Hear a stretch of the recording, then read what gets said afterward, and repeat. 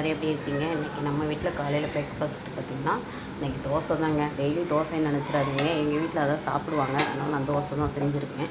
இனிமேல் தான் செய்ய போகிறேன். மாவு கரைச்சி வச்சுருக்கேன். சட்னி பார்த்திங்கன்னா தேங்காய், வேர்க்கடலை, பச்சை மிளகாய் போட்டிருக்கேன். இப்போ பார்த்திங்கன்னா ஒரு பல் பூண்டு போட்டுட்டு நம்ம ஒரு சின்ன வெங்காயம் போட்டுக்கலாம். நல்லாயிருக்கும், சின்ன வெங்காயம் போட்டிங்கன்னா டேஸ்ட்டாக இருக்கும். அவ்வளோதான், பார்த்துக்கோங்க. இப்போ மத்தியானத்துக்கு காய்கறி என்ன வாங்கிட்டு வந்துருங்க, அவரைக்காயும் கேரட்டும் வாங்கிட்டு வந்திருக்கேன் பொரியல் பண்ணுறதுக்கு. அதில் ஒரு கேரட் எடுத்துகிட்டு சாம்பாருக்கு கேரட்டு, முருங்கைக்காய், ஒரு கத்திரிக்காய் இருக்குது, இல்லை ஒரு அவரைக்காய் போட்டு சாம்பார் வச்சுக்கலாம். இன்றைக்கி இதுதாங்க நம்ம வீட்டில் லஞ்ச் மணிக்கு தேவையான காய் வாங்கிட்டு வந்துட்டேன்.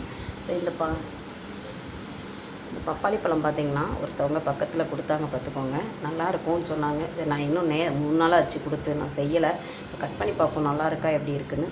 பப்பாளி பழம் நான் இப்போ தான் வந்துட்டு ரொம்ப விரும்பி சாப்பிட மாட்டோம் யாரும். எங்கள் வீட்டில் அவங்க சாப்பிடுவாங்க. இருந்தாலும் சரி, கொடுத்தது வேணான்னு சொல்லக்கூடாது. 3 நாள் ஆயிடுச்சு, பார்த்துக்கோங்க. இது சரி, கட் பண்ணிவிட்டு நான் காட்டுறேன் உங்களுக்கு. இப்போ கொஞ்சம் புளி போட்டிருக்கேன்.